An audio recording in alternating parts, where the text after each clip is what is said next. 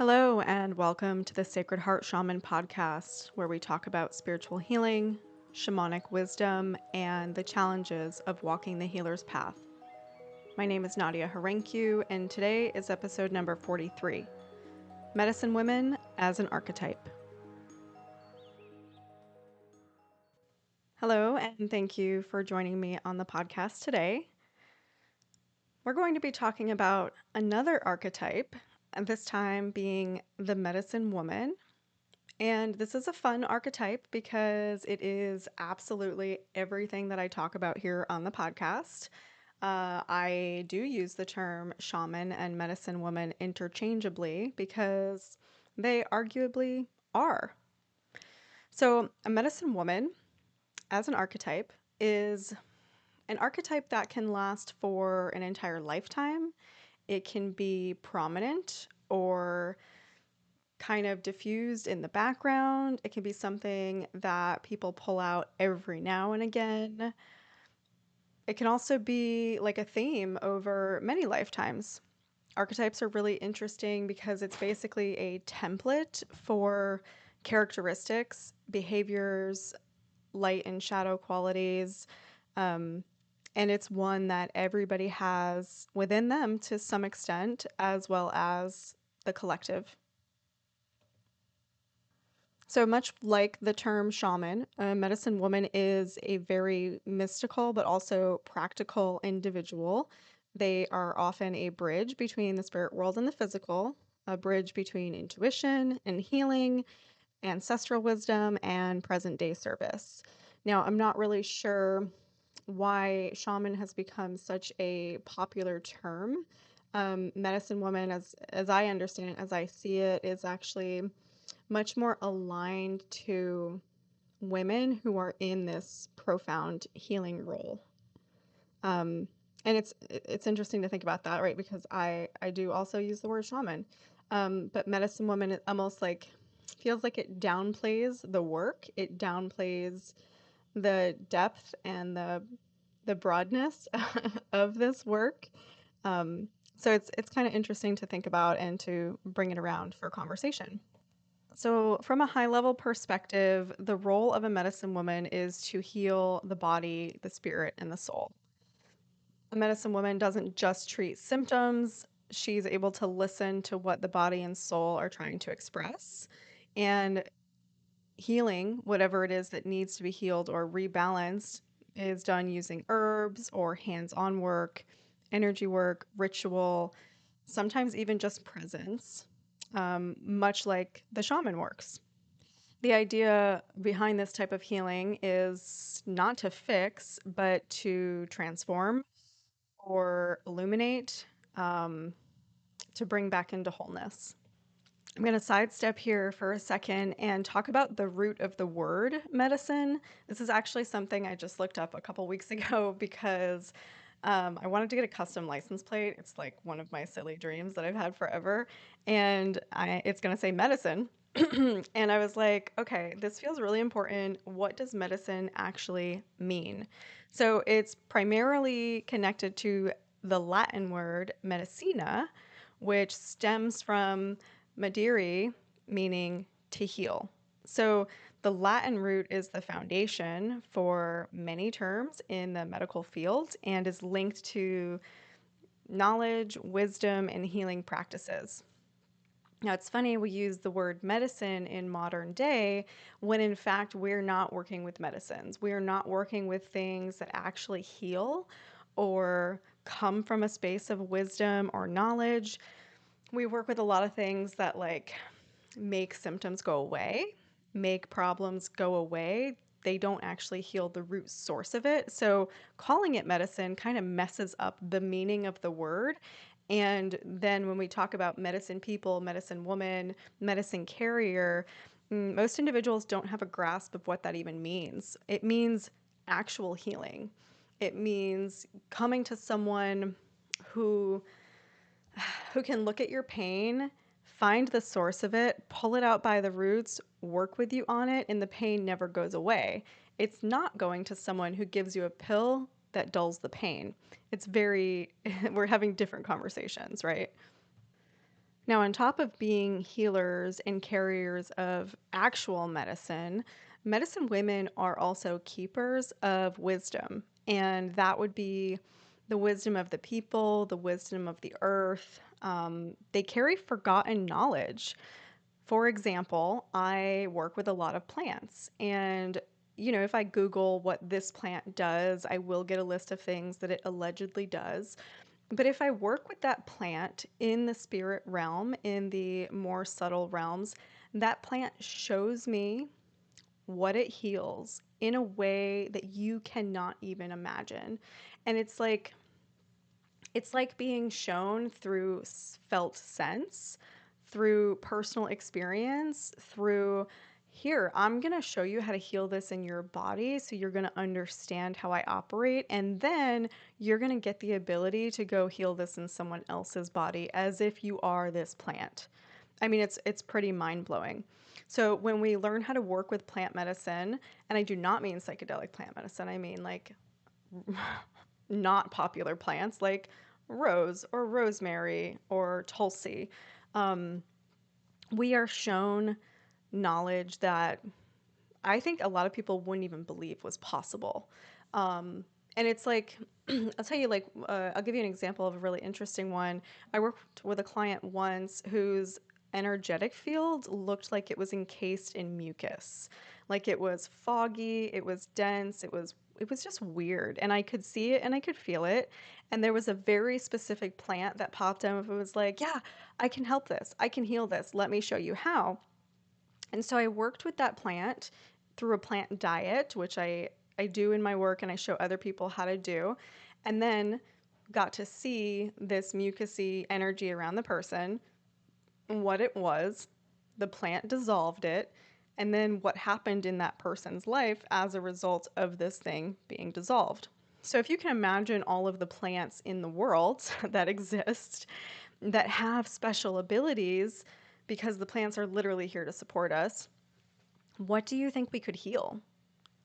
And get out of like the superficial level of anxiety or helping us sleep. Like I'm talking about some crazy stuff that plants can do. And medicine women are often the carriers of that knowledge. And part of that means like committing your entire life to holding it, to witnessing it, to understanding it. It is a very, very devoted path and one that you cannot shelve.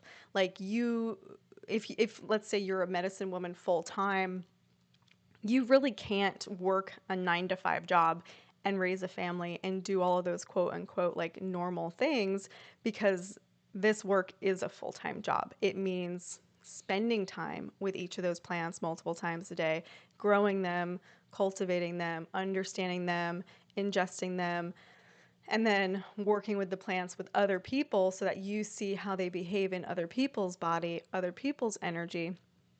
It's like being in school forever. It's my favorite part of the job personally. But just to give you an idea of like how deep that goes. So carrying knowledge of the plants, knowledge of like the moon cycles. I'm not big into astrology. I don't know if I ever will be. It doesn't really call to me. Neither does the moon work. But many women that I know that I would consider to be medicine women have really intricate and deep understanding of what those things mean and how they work. Spirit communication is a huge one that also goes into the stereotypical shaman category, but the understanding that everything has spirits, everything has a spirit, I guess I would call it. Everything is connected to God, and learning how to communicate with all of those, whether it be like the spirit of your house or the spirit of your dog or your grandmother or your land, or the tree that sits in your front yard. And then, of course, sacred ritual. That's a huge piece of this work because everything is a ritual.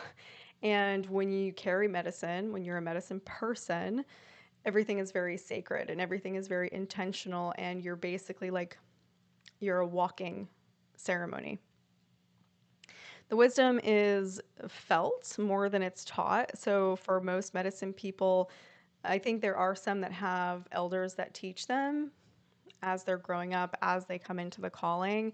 But many of the ones that I've met don't have that opportunity. They learn, directly through the spirit or directly through a tradition. Um, and these things are not things that you can just like take a class. That's one of the reasons I am very much against like traditional shamanic training. You can't take a class and understand wisdom. You cannot understand how plants communicate by learning about it. Like you have to do it in real time. And a lot of the information that comes through will come through dreams, intuition, silence, little nudges that you're like, did I make that up or was that real? Stuff that most people would write off as being irrelevant or crazy. A medicine woman learns how to live in that space, to pick those things up all the time. And that's one of the reasons why when someone has a lot of this archetype in their life, in their current way of being, it makes it hard to do regular things because you have to be attuned on that very sensitive, subtle level. Another aspect to the medicine woman is the dueling, the death and birth. So, whether we're talking about literal things like childbirth or death, or we're talking about the metaphorical death, birth, rebirth, identity shifts. Being able to walk people through those threshold moments is a huge part of the job. And it's something that a lot of people do not want to be there for or have a lot of fear around, right? Like, think about how many people want to be in the room while giving birth, how many people give birth naturally. Um, or dying. Like, we don't want to deal with death in our society. Nobody wants to talk about it. Nobody wants to support others through it. Um, Nobody's really prepared for it in the way that they should be. So a medicine woman does have that like natural inclination to be in that space, to provide support in that space. And it even goes a step beyond that. As a medicine person, you will catalyze death and birth everywhere that you go, within people, within businesses, dynamics, literal locations. This is a huge problem for me. Actually, maybe I wouldn't call it a problem. If I work with a new practitioner, I hire somebody for coaching or somebody to do something for me, anytime I sign a contract, oh my God, if something in the foundation is shaky, it will be blown up. It will ask to be torn down so that it can be reborn. And that's something I learned about myself a couple years ago, that I literally carry the death and rebirth energy. And I don't mean this in a bad way or a scary way or, dangerous or anything like that. It's more, if something needs to die, it has to die. Why are we hanging on to it? Again, we are so bad about that in our society and potentially other ones too. I'm not sure. I did have a teacher once, one of the many teachers that I tried to learn from, and it went to shit. Um, she did, what was that? Core shamanism, which is like Michael Harner's Sandra Ingerman shamanism. It was a year-long class, and she ended up closing out the class and then blaming somebody in the class for not being vulnerable enough. And it was a whole thing, right? And I booked a session with her after, and I was like, I need to unpack this. I really wanted to learn these things. It was going great. I'm not really sure what the problem was. I felt like I was being told that I was the problem in the class, which is funny, because I thought it was the container that wasn't safe enough for us to be in. Anyway, I was expressing my displeasure with having things blow up. I was like, every time I commit to something, it falls apart. And she was like, well, what happened in your childhood that fell apart? And my dad got into a car accident when I was 12, and she's like, well, you're going into situations and you're blowing them up just like your father's car accident. I was like, wow, that's fucked up. And actually, that's not what happens. So it's interesting to have these conversations with people who are allegedly medicine people or allegedly shaman, and not have them understand that this is part of the job. Things will fall apart in your presence and around you because you're effectively walking medicine, and the medicine forces death. It forces towers to fall. Medicine women are also like on the edge of society, geographically, energetically, socially, they may not, like, it's not likely to see a person who carries strong medicine to be in the mainstream. Like, it's not pretty, guys. Nothing about it is pretty. And if it were, it wouldn't be medicine. And that, I feel like, is just a fact, one that I really hate to come to terms with. But it's not Instagrammable. It's not really attractive. It's often weird and ugly and uncomfortable. And for that reason, it will never be in the light. It will never be mainstream. But unfortunately, it's something that is desperately needed. So, kind of sucks. Medicine women will typically live close to the land, close to spirit, live in places where it's really old, right? So, all of us have the yearning to live on land. Most of us do. The people who are able to be with the land, who spend a lot of time with the land, that's more along the line of a medicine person. Like, living in the city is almost impossible. Now, another component to the medicine woman is that her power will not just come from learning or mentoring, it will come a lot of times from surviving. The initiations into this role include a good amount of suffering, illness, something to open them up to the wisdom, to the connection that's innately available. A medicine woman has the ability to transmute pain into compassion and become living medicine. So it's like most people that I would describe as medicine women, they literally are living medicine. Every place that they touch, every person that they touch, you can feel it. You can feel their power, not even on purpose, but simply by existing. And I think that's kind of the difference between medicine woman archetype as like the core archetype, the active archetype, and one that's kind of sitting out in the background. Because, like I said, all of us have this archetype within us, and does it come out with, oh, I talk to the plants in my garden, or does it come out with, well, I serve the people of the entire community using herbs and teaching them about plants? Like, it's a different level of commitment to the archetype or a different level of embodiment of the archetype. So those are all the awesome kind of light qualities of the medicine woman. And as an archetype, there will always be light and dark qualities.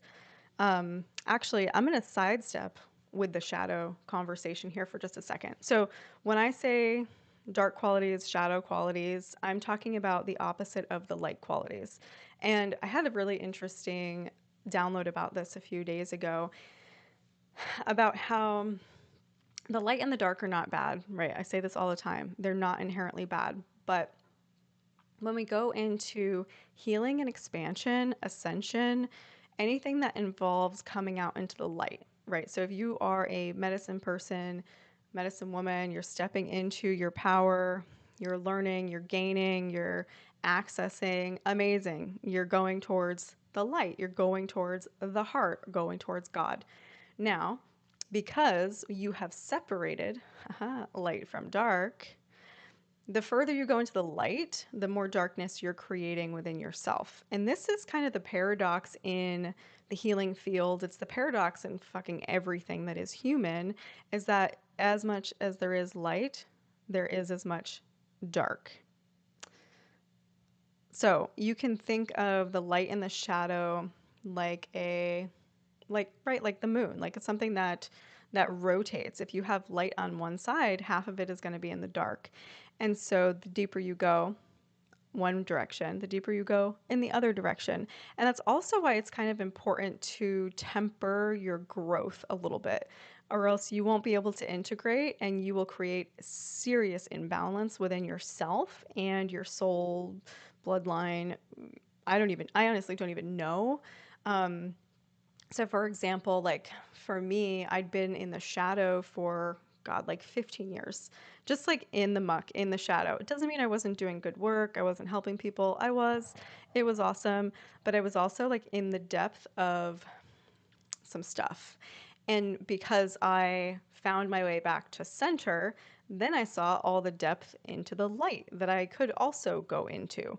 If you go deep down, like the healing path, so to speak, the ascension, the learning, you will create just as much shadow underneath all of that. God, how do I even put this into words that make it make sense?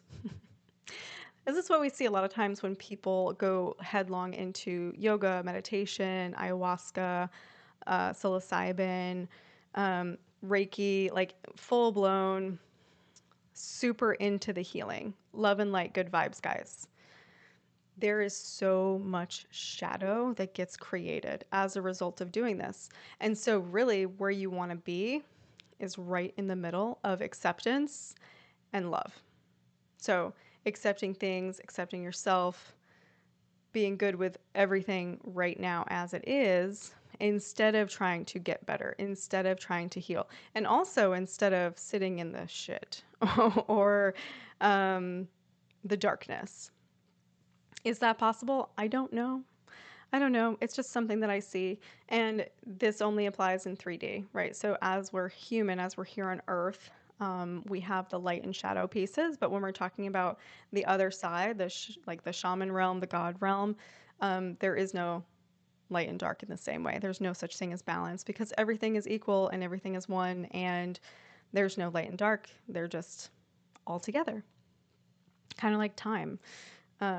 Okay, side tangent over. So when we're talking about medicine woman shadow, if a medicine woman is in her shadow or someone is holding the shadow side of the medicine woman archetype, it's going to look like this. Withholding your magic out of fear of being seen or persecuted. This happens all the time with men and with women. They hide their magic. They hide their medicine from the world because they're afraid of looking weird, looking stupid. I'm making it up. This isn't real. Oh my God, there are so many people I work with who tell me the most ridiculously amazing things that they can do and see. And I'm like, have you ever told anybody that before? And they're like, no. Or I told my mom and she told me I was making it up. Or I think that so and so is going to think I'm crazy. Or what right do I have? This is the shadow, right? This is something we have to work through so we can bring your medicine out to the world. A lot of people with the medicine woman archetype fall into martyrdom, which is the overgiving, under receiving. And that means that you have the healer drive, but you're not using it, but part of you wants to. So you're like helping people too much or helping people who don't deserve because you have this desire to help that's so strong you literally can't turn it off, and then it depletes you as a result and you end up burning out or turning away from the medicine path altogether. You may become overly identified with being the healer and resisting your own healing. Right? This is the thing that I encounter, I think, the most in this work is people who are healers, but who do not do their own healing, or they think they're doing their own healing, but they're actually not. And so their shadow just keeps getting bigger and bigger and bigger. I don't know what happens at the end of that game, but I don't think it's going to be good. And it happens with high-level healers too, like people who are skilled beyond imagination. Another piece to the medicine woman shadow is a mistrust of modern everything. The modern world. People are so like rah rah capitalism and I hate the way the world is run. I need to leave the country and I need to live off the land. That's not reality. That is not reality of the 3D. That is escapism. Or they reject help from other people. They can do it themselves. They are the all-powerful. There's nobody more powerful than them. That's all shadow stuff. The last piece of the shadow of the medicine woman archetype is ancestral trauma that's still being worked through and transmuted. That one can take quite a long time. And all of these things are subconscious, right? Like none of them are, you're not sitting in any of them on purpose, which is why it's so important to have friends, other healers, and practitioners to reflect for you in case you're sitting in the shadow and you want to be embodying the full medicine woman. If you feel like you want to be out there, you want to be helping people and you're not, there's a reason for that. And you need to turn your attention to it before you can move forward. Now, being with what I said about the shadow, the journey of a medicine person is not to avoid the shadow. It's to learn to walk with it, to tend to it, to transmute it and turn it into gold on your healing journey. Because as long as you're moving forward, the shadow is also growing. So the goal is not to eliminate it, it's just to be aware of it and to hold it close. So, what might it look like for you to hold the medicine woman archetype, or how might you know that a part of you or a part of this archetype is within you? First of all, it's within everybody, but specifically, if people instinctively come to you for guidance or healing, even strangers, like if you're the person that people turn to, I'm sure you have some medicine. If you walked through deep personal pain and emerged with wisdom to share to help other people, that's medicine. If you feel a strong connection to the earth and the animals and the natural rhythms of our life here as humans, that is a medicine quality. Maybe you speak to spirit, God, ancestors, or you dream in archetypes. Maybe you've never fully fit into the conventional mold and you're starting to accept that it's a superpower instead of a flaw. You might feel called to reclaim a spiritual healing practice in a modern way or reimagine one. I really would caution you against thinking that you have to do something the way it's always been done or the way it was done in the past. Like, I think people get so afraid that they're going to steal somebody else's modality or healing or practice and like change it. That's not how this works, okay? You can't steal something from the past. You just can't. If you're feeling called to take up some kind of medicine practice, but you know that it needs to look different, it does need to look different. Our dimension looks different. It's constantly changing, and the spirits are constantly saying, stop trying to make tradition work. This is what's needed right now. And if being of service to you feels more like a vocation than a career, you might be carrying the medicine woman archetype. Now, possibly the most important thing to this conversation is understanding that this archetype is not about a title. It is not about being able to tell people that you're a medicine woman. It's about how you move in the world, how you exist. What does that look like? It looks like trusting your inner knowing, even when it defies logic.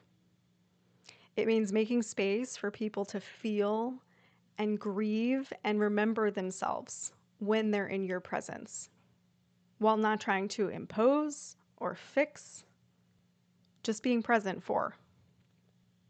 It's knowing that healing is not linear, it is not clean, and it is not Instagrammable. It is chaos and death and destruction. Period. So, people who move in the world, embodying this archetype, also know how to offer what they carry, knowing that it's not theirs to hoard. So if you have knowledge, if you have healing, if you have gifts for the collective, you freaking share them. You share them like the world depends on it, because it literally does. You share them with the spirit of abundance, because that's what exists behind everything. Unlimited abundance, unlimited everything. And anytime we're playing secrets, we're holding stuff back, we're charging exorbitant amounts of money, guys, that's not medicine. Because true medicine is unlimited and it feels unlimited. And it's knowing that you have this great thing that needs to be shared and this is how it needs to be shared. We don't have to hoard it or monetize it, because there will always be more. Because no matter what, you're being taken care of. Period. And finally, the ability to let spirit move through you while simultaneously being fully rooted to the earth. Being a medicine woman, carrying the medicine woman archetype, even if just for moments in your life, is such an honor. It's such a cool thing to lean into. And if you're feeling the call to lean into it more, I highly recommend doing it. It's amazing. And there's many of us here, and we're waiting for more. I think that's all that I have to share on the Medicine Woman archetype. This was another request from one of my listeners, one of my client peoples. I hope you enjoyed it and took something away. And thank you for joining me. Have a great rest of your day. If you enjoyed this podcast and want to know more about me and my work, you can find me at www.sacredheartshaman.com.